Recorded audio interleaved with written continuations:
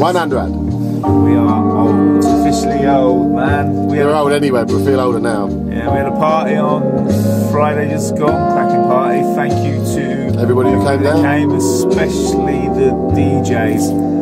And Horsey, yes. Yeah, Danny Spice, our man Mr. Justice, and obviously my man Tough Cut, and the impromptu DJ MCM from Caveman. That's right.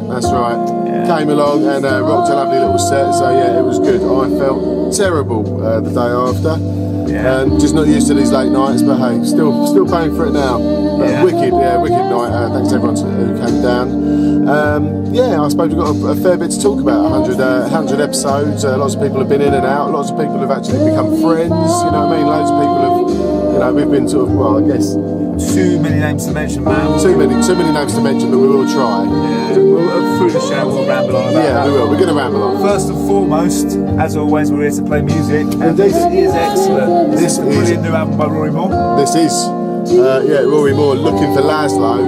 Excellent album, and this track is called Gazing Now, and it's just fantastic. It's lovely. If you want to featuring the vocals of Anna Sheard.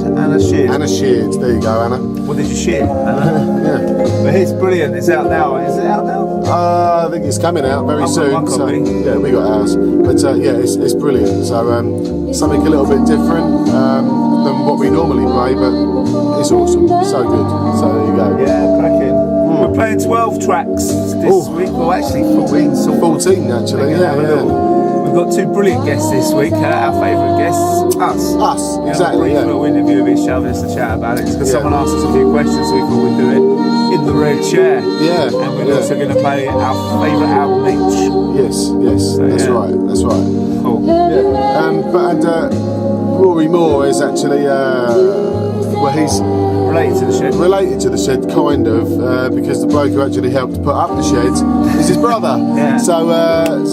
Disco Jeff, main man. Playing one of Disco Jeff's tunes later as well, actually. Next, actually, kill a little track from this, but we're going to go to the Assemblers right now. I don't know how it's taken us 100 shows to play something from the brilliant Assemblers.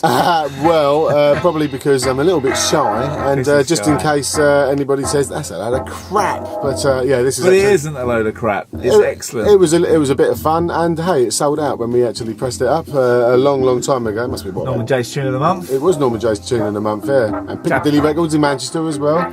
Japanese girls went crazy for it. They did. Yeah. Well, anyway, me and Jeff made this about 10 years ago, maybe more, maybe more. It's just a load of charity shop samples all bunged together, really. In the best way possible, exactly. Yeah. So nice little 45 only action. Yeah, and I went to a record shop in Counterculture in High Wycombe. That's where I'm working for the next few months. And I picked up the other 45 they bought out, and all tribute. Yeah, we did two. I had them already, but I saw it. I was like, there it is. There you go. Got spares if anyone wants one. Yeah, I'm sure you can pick it up for about £2 on Discogs or something like that. So. Or come and ask me, because I've got a few left. Yeah, but I think it's cracking. It's funny. Anyway. So shy. I know. Looking at you. Anyway. If you like it, let us know. You'll get it out on an MP3 as well, is it? Yeah, maybe. Revival of the Assemblies. Right. Anyway, Charlie Bird, yes, actually. Obviously, the shed shop is going from strength to strength. You all must come down and pay a visit, because I always discount. But some excellent stuff's been coming in recently.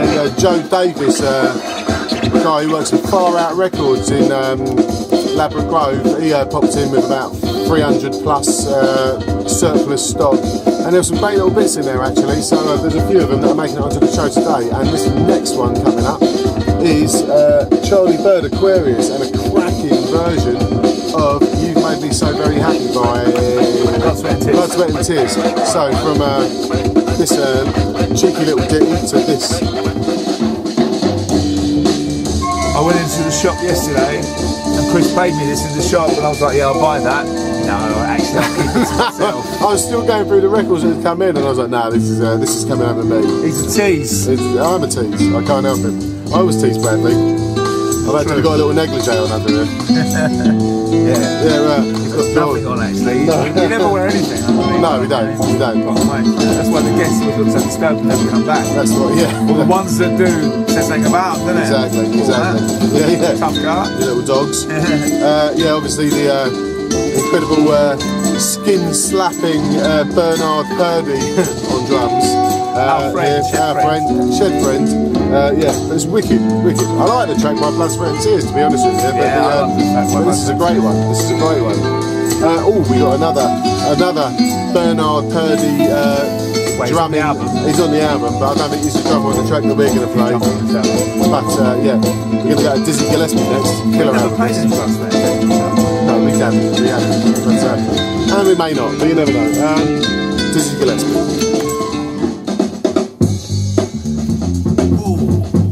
Dizzy got funky in the 70s. Certainly did. Yeah, Dizzy Gillespie did this cracking album, The Real Thing, and this track is Alligator, and Mike Longo pretty much wrote most of these tracks because there's the version of Matrix on here as well, and a shed load of others. There's a track called Soul Kiss, which is also Blinded. But yeah, this came into the shed shop again, and I had to keep it. But it's brilliant. This is a Brazilian pressing as well. So there you go. I think originally on Perception Records, 1970, but this is on a Brazilian label from 1973. But there you go. What a cracker and what a killer! If you're looking to get a Brazilian, you can't. Well, you can. Yeah, well, you can actually come into the shop. I do it with my teeth. But there's none on Discogs. There is a few American presses of it on there though. But they seem to be going for a few bob because there was a reissue as well. But I'm sure you'll find it for around about the 20-30 mark. yeah, that seems to be the medium. Yeah, so There it goes from. wicked. Anyway, So what's it called on the other side? well, there's Soul Kiss, Soul Kiss is wicked. and that's got Bernard Pretty Purdy on drums as well. So yeah. Anyway, lovely. Well, we're gonna go completely off centre now, and we've got a cracking little track from a very unexpected source. Yeah. Brad's favourite DJ, Mr. Tony Blackburn. Yes. My friend on Facebook. Seriously, Tony Blackburn made a few albums, and this one is produced by Johnny Harris, and it's all right. So here we go. Tony Blackburn. Tony Blackburn. Who would have thunk it, eh? Who would have? Nice little bit of psyche beat music from Mr. Blackburn. Look at him. A couple of really cool tracks on this album. There's about 3 or 4 really good tracks on this album. There's no Des O'Connor, he's on his own. He can. The reason being is Johnny Harris. Johnny Harris and Johnny Spence, the music directors on here. Produced by Jimmy Smith. Come on, really? Shed friend Jimmy Smith. No. I think it's a cool tune, don't they? I like it. I play this out a bit tongue in cheek, but hey. I sent him a message to our friends from here, Tony Blackburn, on Facebook. I sent him a message just like that, and he sent me a back message saying, I think it's really cool. I think he might have been humour with me, I'm not sure. Well, Tony, if you're watching, yeah. But Tony Blackburn, as I said to you earlier, when I was about 11, I used to listen to Radio London. He plays some cool tunes on Radio London, so that's what sort of got me into that sort of more soulful scene of music. There was a Capital Radio roadshow in Cornwall, and I must have been 7, and he was the compere on stage, and he got all the kids to dance, and I danced on stage with Tony Blackburn, punched him in the gut. Punched him in the gut? And he picked me up and just took me off the stage. And now you're dancing in the shed to your own music. That's right, and now I am, yeah. Anyway, we've got some folk, UK, Christian-tastic, God-bothering music coming up next. Oh yes. Slip into Judy from Tony. We're going to slip into Judy McKenzie. That's right, it's a wicked little track this, so here we go. Right, yes, the organ music coming in has got drums behind it. Seriously, this is Judy McKenzie on the Key label, and this is called New Song. It is brilliant. Yeah, this is cracking. Funk lovers. It's a bloody good album, I have to say. There's a good about cracking tracks on this, and if you like folk, there's 5 other cracking tracks on it. It's actually a brilliant album. So yeah, Key is like a religious label from the UK, and I've got her other album, which is good, but it's not this one at all. But this is killer. It's not that expensive. It's not expensive at all. No, 10, I think so, about 10, maybe a bit more. I think I got lucky, to be honest with you. So maybe, between 10 and 15, something like that, I think. Well worth that. Yeah, brilliant. Anyway, we're really not big-headed, and but we are going to interview each other. Yeah, before we have a chat about the show. Yeah, just in case there's any burning questions. There's lots of people to ask some questions, or answer some questions for some reason, like this week. Yeah, well, so we will. There you go. You can always fast forward that bit, I'm sure. So maybe get back to the music if we bored a There's music in our interview. Yeah, no, there is. Yeah. Anyway, so let's go to us, right? Well, welcome to the shed, Mr. Gibbs. Thanks. Happy to be in the shed. Great to be here. This is a bit weird. Yeah, people have been asking for you to come on for. Come on, it's that time of the month. Yeah. So let's go through some of the questions. Why'd you do the show? Well, it's a tough one to answer because, well, as you know, Bradley, we got together and decided to do this. I think because I just had a kid, and we weren't really DJing. You never left the house. I never left the house, so I thought, well, if I can't leave the house, let's do something from. If I can't leave the house, let's bring the men to me. Yeah, that's right, exactly. Yeah. So and that's what it was. Love music. Wasn't really playing out much anymore, and we thought, well, why don't we try it and see how it goes? And here we are. How do you think it's gone? I don't know. It's hard to tell. It's hard to tell, because I think you sort of go on Twitter and stuff a lot more than possibly I do. I'm our link to the fans. Link to the fans, yeah. And I'm pretty bad at that. I am, admittedly. I put on Facebook a little. You're bit aloof. Stuff. I'm not aloof at all, you cheeky. You're like, who are your musical heroes? Is one of the questions I've been asked to ask. Really? Yeah. Musical heroes. That's a toughie. It's going to be the same bog standard ones. The finest school brass band. Yeah, the finest school brass band. No, it's got to be. It's got to be. Obviously, James Brown. But I got into music a little, well, as everyone did, and so before sort of like hip hop came along, you were pretty much just sort of fed the same stuff that was in the charts, and as you were a kid, that's all you know. So sort of like early influences probably would have been disco. You love soft cell. Soft cell, two-tone. There's a soft cell tape up there. Two-tone stuff. Yeah. All of that sort of thing from my older sisters. Go West. Go West, awesome. Yeah, no, all that 80s stuff. Tears for Fears, man. I love Tears for Fears, still do. Yeah.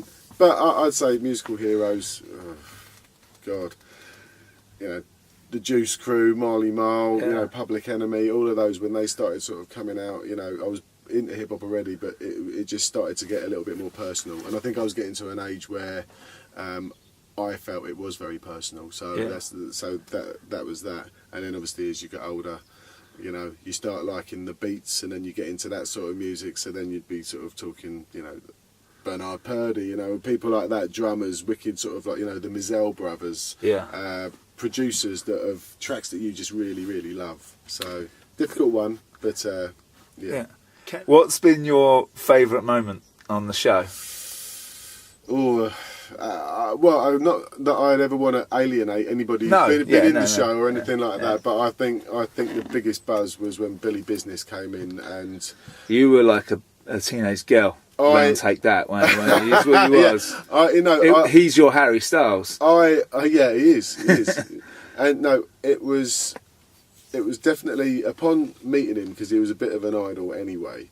But I think when we actually started the interview and we actually got talking, just the stuff that was unravelling was just brilliant, and to be part of that conversation was absolutely fantastic. Yeah, because I think that it wasn't like a watershed moment or something like that, but different people started watching the show then. Yeah. And there was people that weren't aloof to us, but suddenly were getting in touch with us. Yeah, maybe, you know. It was, you know, certain people, you know, that time we went into the record shop. Yeah. And it was just a different thing then. It was like, definitely... At the end of the day, we're just two jokers who play tunes in a shed. Yeah. And so why would anybody really take us seriously? But that, I felt, we could ask the questions. And I think we did. And I think that sort of showed in that interview. And I loved it, and I still watch it now. Saying that, I think the Cookie Crew one was also brilliant. Yeah. Well, they very much complimented each other. Probably because that's something I'm so into, you know, that UK hip hop history and stuff like that. It's a shame because those guys are doing that Unstoppable documentary about UK hip hop. They were going to come in and they didn't get around to it. I think it was, you know, they wanted some of our footage. Yeah, and there was some I don't know how. I think, you know, obviously they're in Italy and stuff like that, and they never made it in. But that would have been really good. And yeah. So I think all of that sort of stuff was going on at the time. Also, John Schroeder. That was amazing as well. Yeah. But everybody who's been in, it's been brilliant. We haven't had one tosser, have we? No. We've Everyone's been really lucky, fantastic. and I think probably because of the fact that they bothered to make the effort to do something that's so small, is always going to show they're not going to be tossers anyway. But everybody's been sound. Yeah. Oh God, yeah, totally, absolutely brilliant, and which kind of helps us because we know we can go on and do this. But. Yeah. So, what we're going to do is, someone said, what's your favourite album? And so I've picked a song off your favourite album, so I'm going to start that now. Okay. Skills. Excuse me, ladies and gentlemen. Yeah. Do you want to talk about this? Yeah. I don't even know where the camera is. There we My name go. is Joe, and I'm not on crack. I would say I don't this do is probably drugs. I'm my just favourite trying to hip get hop something album. to eat. You can give just a penny, a nickel. I could give you a reason why, obviously, you know, Marley Marl, Juice Crew, And have a nice but day. there was something about this that was a little bit more serious than the other Juice Crew stuff that had come out before it, which was brilliant, and I love all of that stuff as well. But I think also, I was 16 when this came out, and when you're 16 you think you're really old, and really into music, and I just found that this was my soundtrack for that year when it came out, about 1990 or something like that. Yeah. I loved it, and I saw him live doing this at Public Enemy in Docklands, and I loved it. There's millions of albums I could have picked, but I think this one is up there totally with my favourites. Cool. Right, let me just turn that down a little bit. So, I'll put it in the background a little bit there. Okay. It's very professional. Let's talk about something that's come out of the show, because I think it's important to mention again, even though we mention it all the time. Shop. Oh yeah. Yeah. I suppose the shop wouldn't have existed if we hadn't have been doing the show in the first place. To be honest with you, I mean, it's everyone diggers' sort of dream to have a shop, or they like being in them. You know what I mean, and stuff like that. And I think I just got to a bit of a midlife crisis. I was getting a bit fed up in my career, and not so much with the actual job itself, but the bureaucracy that was behind it. I'm not going to bore everybody with what I did or anything like that. But I figured, you know, I got to a certain age, why not try something different? And so I did. It's the world's smallest shop, but it's pretty damn well stocked, and there's new stuff coming in, and people are coming in, and that's great. Yeah. So yeah, it's good. Yeah, man, I love it. I love it. I do like that customer interaction. I like, you know, the weirdos that come in. It's brilliant. All right. Well, thank you for coming on. Owen, It was nice. this is my grandfather's chair, by the way. It is. Yeah. Welcome, Shed Brother, like no other. Thank you. Yeah, it is a bit weird actually asking you questions, really, but Loving it in the shed. yeah, well, you know, it's home. Strange being here. It's weird because I don't feel like we're the other side of the camera, if you know what I mean. No, that's right. It's weird. Yeah.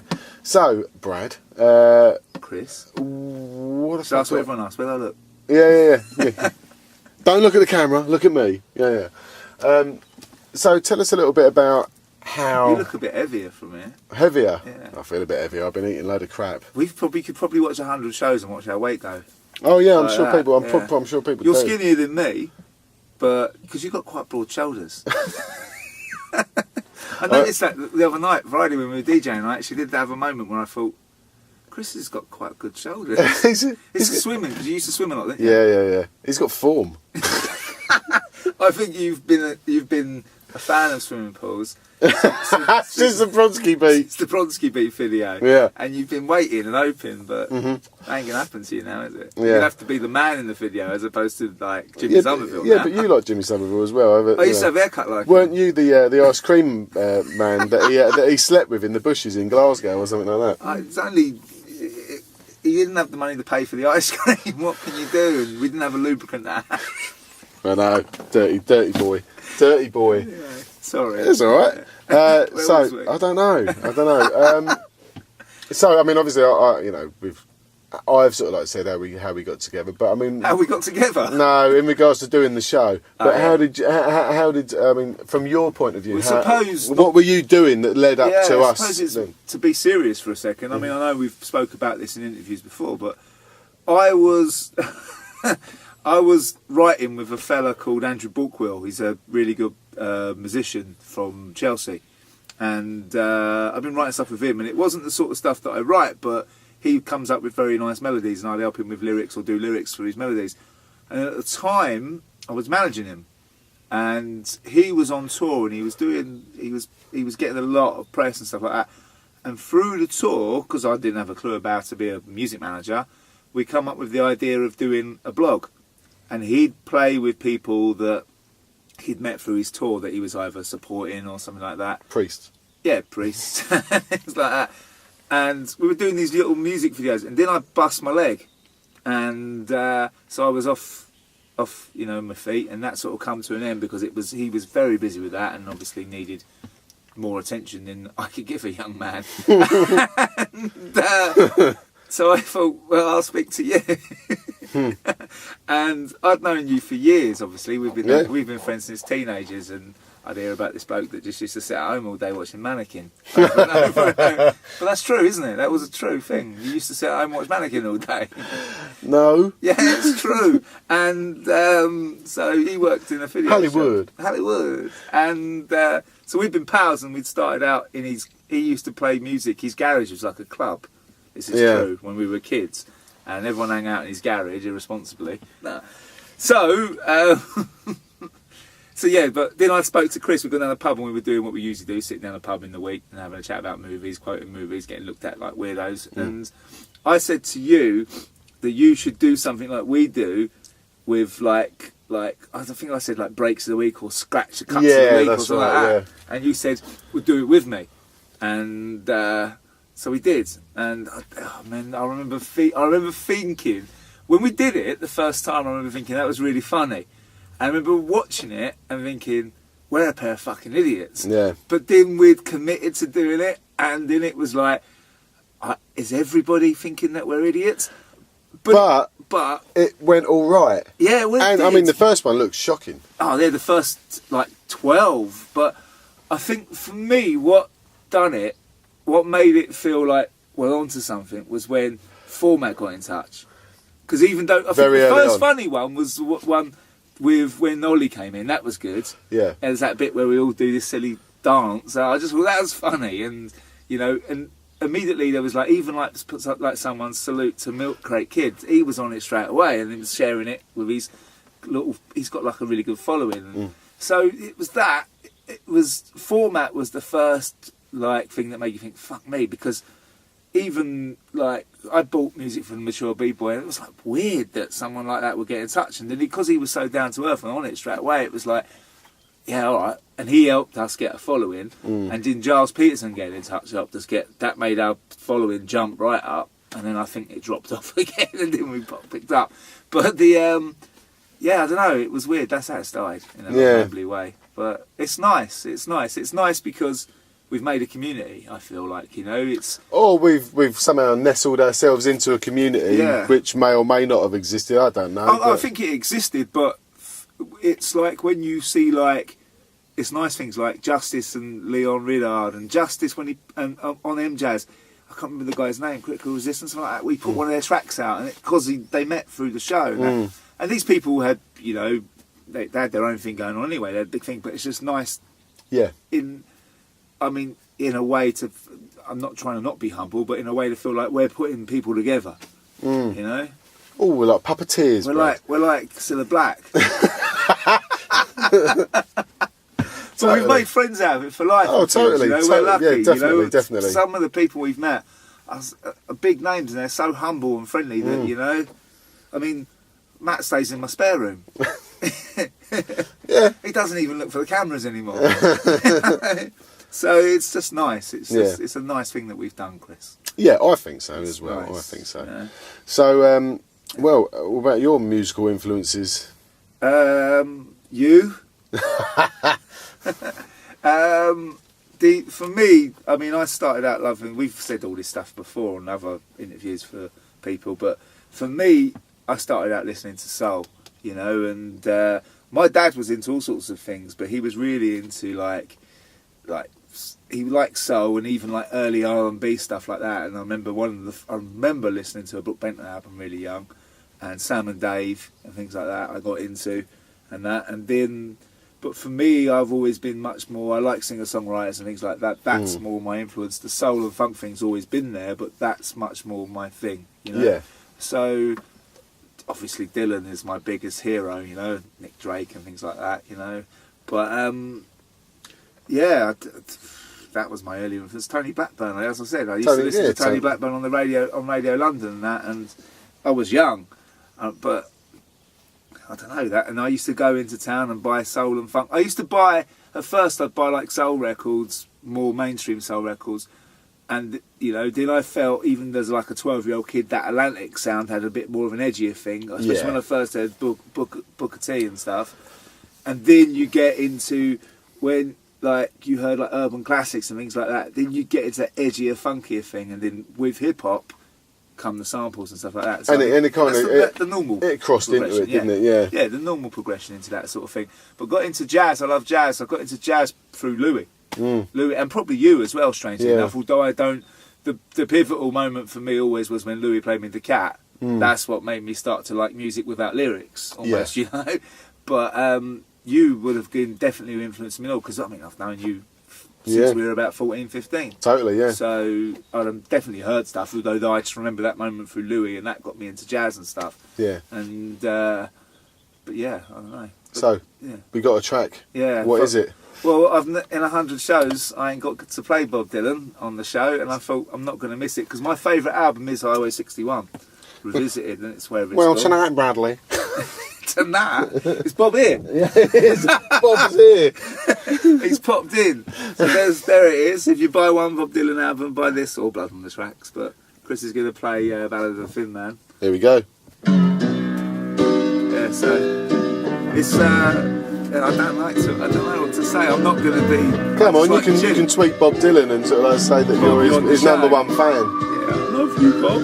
No, I've seen him a few times live, and I'm not like obsessive. I've got every album, but I'm not like obsessive. Yeah, you are. And I've got loads of books and stuff. Pubic hair in a jar. But no, I like this song because it's just, it's obviously this album is really where you've got that electric sound coming in and that, and it's so controversial, but I don't know why. But it's just to me, it's good. It's the birth of like rock to me, this album, you know, and probably not just to me. But yeah, I don't know what to say. I don't want to critique it. I think you've said enough, Brad. Yeah, I'll stop rambling. It's all right. We'll keep it on in the background. So where do you see the show going? The thing about it is, I like it. It's never been a monetary thing or trying to find fame, and I think that comes over for us. I hope so. We're not trying to put ourselves down or be falsely modest. We are two geezers fucking about in the shed playing records that we like, and that's pretty much it. We're not looking for acceptance or people to like what we like, or we're not looking to preach. You haven't got to like what we play. It doesn't matter. If you do, great. If you buy records out of it, that's the most humbling thing. When someone tweets and says, "I bought that record," that to me makes it worthwhile. Or, totally. There was a fellow the other week that said he'd done a remix of that Breaking Bread track I was telling you about. And he said, "I'll use one of the tracks that played in the shed." I think even Tony played it. But to me, that makes it worthwhile, you know. And so I don't want to be the most popular show or the most popular person on Twitter or anything like that. I mean, we've got a small following, but it's hardcore. You know, for every, I imagine if you can get the stats, I think our ratio of people that follow us and people that watch is really high. So that to me is enough. And I don't know, I just want to get, there's some guests I really like on, and I still want to do, we're going to do a documentary where we go around the country digging with people we've met through the show, and they take us to record shops and that, and I'm going to have plans to get that in place. Yeah. But unfortunately I've got a job.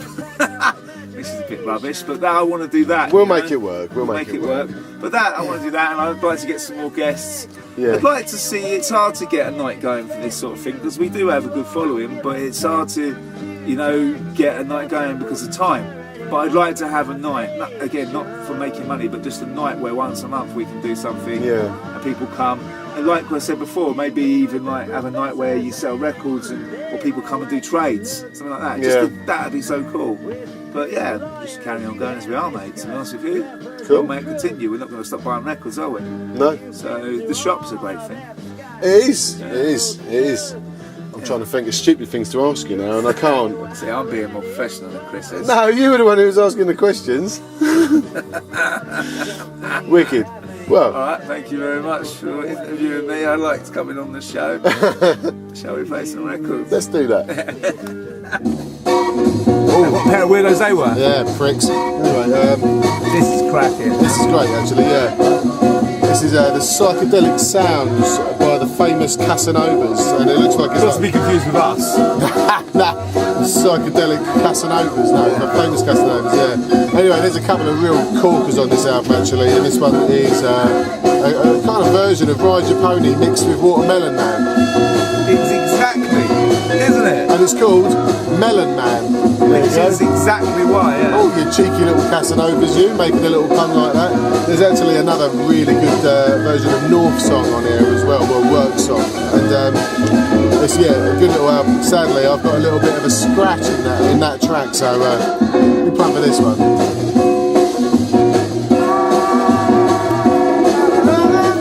Oh, it's frenetic, isn't it? Anyway, I think we've said enough about Friday. Yeah, so brilliant DJ, so thank you to everybody that turned up. Here's a montage of some images. Yes. We'll just talk over those while you're looking at them and listening to this great tune. Yeah, but lots of nice people turned up, especially my girlfriends and of course her lovely friends.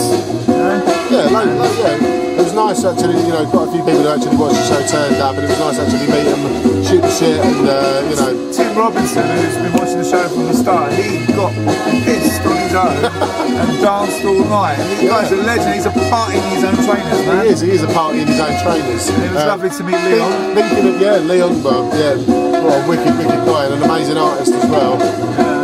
Tim, I reckon we should hire him to be the house dancer. Yeah, he could be the shed dancer. Shed dancer, yeah. And Andy Higgs turned up early. And bless him. With us, nice Andy Higgs, what a legend. Lovely guy. Anyway. We're just going to go for some 45s. Oh, yeah. Isn't that nice? What's this, Brad? This is Why Am I Treated So Bad? Yes, Why Am I Treated So Bad? By Whispering Smith. There you go. On Exelo Records, nice little 45 this. Yeah, you know, me and Brad like that sort of kind of bluesy funk, and this is love that. Yeah, it's wicked. Yeah, I bought this blind in Music Exchange, and I didn't get disappointed. There you go. It's like the title. Yeah, a few good tracks on this label actually. Because I pulled out another one, which I couldn't find. Double-sided, that yeah, it was, I think Jerry Washington, was it? Jerry Washington. Yeah, so check out Exelo Records, and usually something good on. Wicked tune. Yeah, it pretty much goes on like this. It does. The other side is very bluesy, so it's not like a double-sided player, but it's cool. Blues tune, you like we got to give a big up to the guy who did the wicked poster for our 100th. I was going to mention that in a minute anyway. Yeah, alright. Okay. Sub 2, that's it, yeah. Paul? Yeah, Paul. What a poster. Brilliant. But it would have been at the beginning of the show, because I'm going to stick it in the show anyway. Right, okay. Sub 2, man. What a poster. He made Chris look like Del Boy. And me look like Spin Doctor, strangely. With sticky out ears, I look a little bit like Spin Doctor. Yeah, there you go. But yeah, wicked. We want a big one blown up so we can put it up in the shoot. Yeah, please. So I'm going to get a file off him and we'll do that. But yeah, wicked. Check that guy out, man. Cool. Well, we've got another 45 right now, so let's go. Listen, all you men, I want to tell you something. Family in my bag at the moment. You better dig your own potatoes. Did you get some white Keep advice? by that other man out of your patch. Larry Bird song, digging your own Oh potatoes. yeah. That's right, so there you go. Take heed, people. Dig your own potatoes. Keep by that other man out of your patch. And keep that other man out of your patch. Cause he might do a better job than you. Big hairy patch. Oh, you wouldn't like that. Hey, listen, I know this. I'm gonna tell you It's so something. cool. It's just again, as we said before, it's I wanna get off the tight. I'm staying home all alone. She Almost needs gospel-y a sort of, yeah, that's right. really Yeah, suck this it is on. nice 45 on the So referee do things records. right. Keep on sucking it every Referee night. Make her records. feel that Nice. she wants it, even if it's just for a moment. Yeah. You better dig your own Killer. potatoes. Yeah, nice. Keep a little other man out of your patch. Oh, you better listen. You better dig your own potatoes. No, I Keep agree. a little other man out of your patch. And Oh yeah. the chap that we're going to be playing next never ever fails to move a dance floor. And probably sick and tired of us talking about him, but we do owe a fair bit to Monsieur Senior format. Yeah, we wouldn't have made it time to show about our man, the third man in the shed. We're probably disappointed in him because he's probably hoping for 100 show with Kiss or something. He's been watching it like it's a Nescafe advert. Hoping for a romance. We're going to disappoint him out. Yeah, so you have to watch 100 more, mate. Yeah, maybe in two, maybe 200. Something might happen. But yeah, so we thought, we had to include him somehow. Sadly, he wasn't about this weekend because he's a busy and in-demand DJ, so we thought we'd have to play something that was brilliant. When you go to bed at night, So Here we go. Yeah. First and foremost, before he's a nice guy, he makes great music, man. does he? And with the hardest working MC in show business, Mr. Philip Most Chill, you know how much we love this album, and I think we know how much you love this album as well. So if you haven't got it, get 2 copies because you're going to wear it out, and if you haven't got it, you need to get it because it's so bloody good. Yeah, do you know what? I haven't got a separate copy yet, and I probably do need one. And you can get it for $4.99 in There's a music factory in New York, I think, yeah. This artwork, by the way, is by Mr. Crumb. Yes. Strangely enough, just got a couple of records off recently. I did, yes. One of them's our break of the week. It is actually, yeah, because he was going through his records and posted up on Facebook some of them that he wanted to get rid of, and whoever sort of contacted him first got those records. Obviously you paid for them, but really reasonable prices, and I got 4 crackers off of him. And so the break of the week, brilliant, well-known wicked b-boy break, is our break of the week. So thank you. Scratch Master Rob's copy. Scratch Master Rob. Cool. Anyway, so let's go to our break of the week.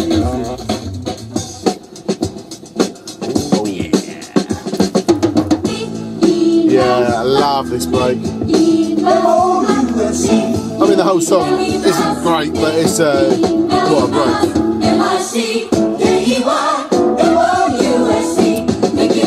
But my son loves this one, DJ Luca absolutely loves Mickey Mouse. And there you go, thank you Mr. Crumb for this. Brilliant artist, brilliant beat collector. Apparently you're wearing nice guy. Apparently so. Get him in the shed. Oh, I think so, yeah. But yeah, this is, I think it's Mike Curb, I think. It's Mike Curb who did this. Yeah, you can kind of tell that he also did Burning Bridges, can't you? Killer. Like this? Yeah, bad at all. There you go. Right, Our 100th break. Our 100th break of the week. And now for our 100th theme as well. And it's Maybe we'll difficult to get keep... 3 passes at Disneyland to play this. Oh, that'd be good, wouldn't it? Yeah, totally. I need a vacation. Yeah. I'm throwing it. Now I remember the first time I heard this, I think DJ Pogo or someone of those school beats or something, and they'd sampled this, and I just used to play it over and over again. Anyway, our theme of the week is from the documentary, graph documentary Bombing, which is one of my favourites from back in the day. I remember videoing it back in 1986 or 87 or something like that. Yeah, videoing it. I still got the video.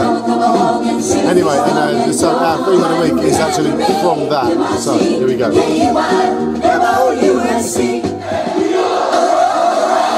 our theme of the week. Yeah, Africa Bambaataa and family, funk you, as seen in Bombing. Yep. Wicked documentary. I remember taping it when I was a wee lad, fledgling graffiti artist, and it was brilliant. It was all about Brim from the TAT crew in New York, and he came over to England to spread the word of the Zulu Nation and all that sort of stuff. And he meets up with Goldie and 3D from Massive Attack and loads of others. And it's got the and this is actually from the bit where they have a gig at the Shaw Theatre in London. Incidentally, it's the same gig that the Cookie Crew were at, and they mentioned it in the interview. So go back and watch the interview with the Cookie Crew because it is brilliant, and it kind of ties in quite nicely. Plus, you get to see Goldie in his cricket whites b-boying whilst playing cricket. So there you go, wicked documentary. That's a cool tune. Yeah. Yes.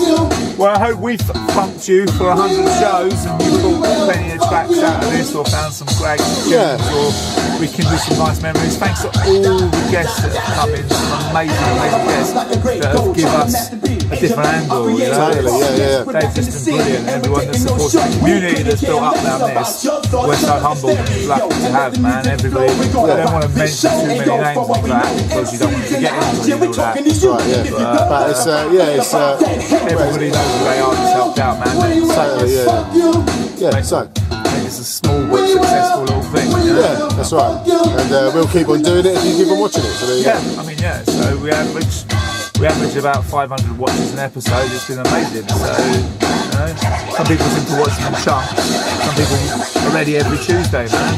You know, so however you watch it, listen to it in the bath or anything. Yeah, two weirdos in the shed talking about records as part of the Tuesday, so thanks, man. Totally. We're very humbled by it. We don't like to. We try and put a bit of a jokey spin on everything like that, but it is touching. It's because we're idiots. Yeah, they're fools, man. Anyway, so you keep watching, we'll keep doing it. So hopefully we'll be rambling on about this in about 100 other episodes. There you go. Yeah. There you Cool. go. Thank you. We'll catch you next week for show 101. Ooh. Yeah. Bye-bye. Scratch it. Just scratch it. Christian psych, I guess. When you play it the other way, Yeah, it's good. has- God is good. God is God good. is amazing. Yeah. God, Jesus is cool. Don't screw out of wedlock. Yeah. Eat fish on Fridays.